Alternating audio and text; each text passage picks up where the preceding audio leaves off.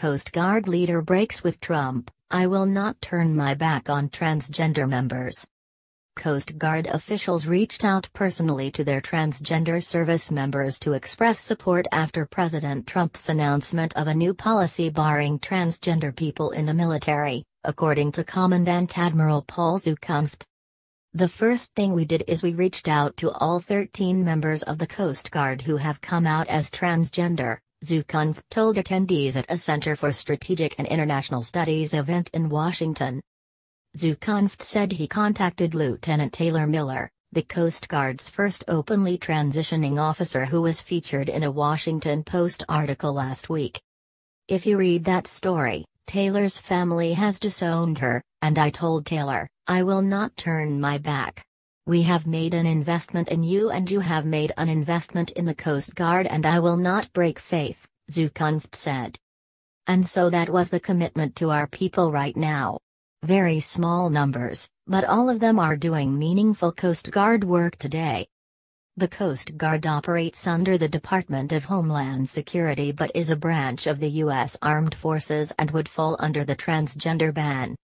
Zukunft added that he then reached out to now former Homeland Security Secretary John Kelly, who became White House Chief of Staff on Monday, who in turn reached out to Defense Secretary Jim Mattis. "We've stood up a tiger team of our Judge Advocate General's Corps officers," Zukunft said, referring to the legal branch of the Coast Guard. Trump last week declared on Twitter that the military would not accept or allow transgender people to serve in any capacity. The president said in the tweet that he had made the decision after consultation with my generals and military experts. But the announcement blindsided Mattis, Joint Chiefs of Staff Chairman General Joseph Dunford, and service leaders. Dunford has since said the current transgender policy will remain unchanged until the White House sends an official directive to the Pentagon. Such a directive has yet to be sent. The Pentagon moved last year to lift the ban on transgender individuals serving in the military.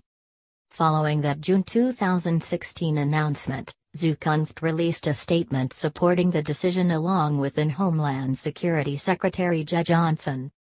The U.S. Coast Guard has been involved in the Department of Defense's extensive review of this issue, and will align its policies with the other military services, they wrote. "All qualified people who wish to serve in our nation's military should have the opportunity to do so. Today's announcement is another important step in that direction."